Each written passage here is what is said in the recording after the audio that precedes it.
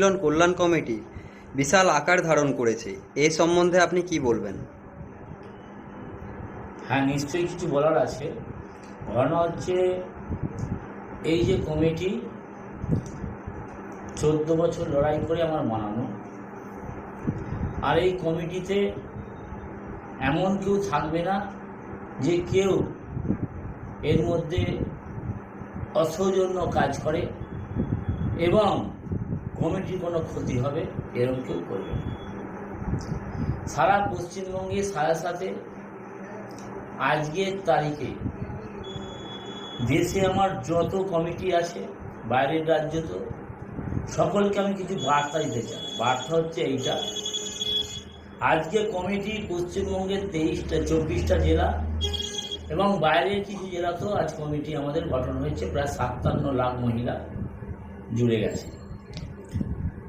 তো এখানে কমিটি তৈরি করতে গিয়ে 14 বছরের আমাদের কষ্ট, সেই কষ্টের আজকে ফল আমরা সামনে দেখতে পাচ্ছি। কারণ এই কমিটি চালাতে গিয়ে আমরা অনেক রকমভাবে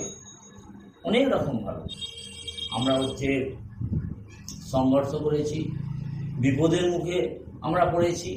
সব কিছুকে কাটিয়ে আমরা একটা কমিটি সুন্দরভাবে গঠন করেছি, যে কমিটিতে চাঁদা পয়সা কারোর সাথে নেওয়া হয় না।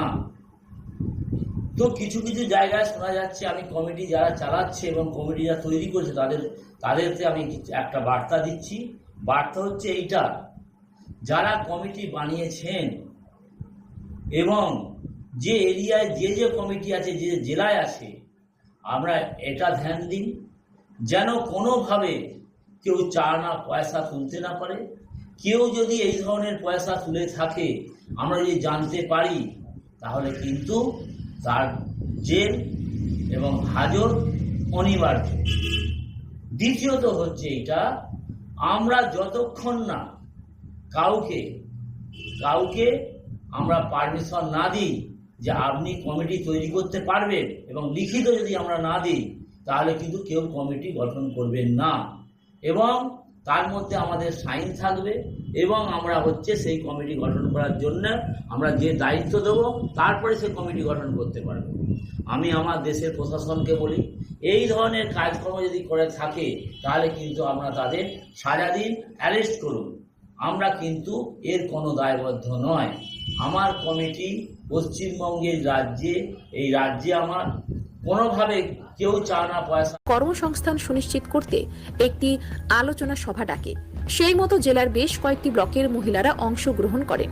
এই বিষয়ে সংস্থার কর্ণধার বাবলু সামন্ত জানান, রাজ্যের বিভিন্ন জেলায় আমাদের কাজ চলছে, কোনো ঠকবাজ নয়। অগ্রিম ও পরে কোনো টাকাও নেওয়া হচ্ছে না। আমরা সামগ্রী যেমন কাজু বাদাম কিশমিশ দেব, তা মহিলারা নিজ নিজ বাড়িতে প্যাকেট করে আমাদের ব্লকের সুপারভাইজারদের কাছে জমা করবে এবং আমরা তাদের কাছ থেকে সেই প্যাকেট নিয়ে বাজারে পাঠাবো।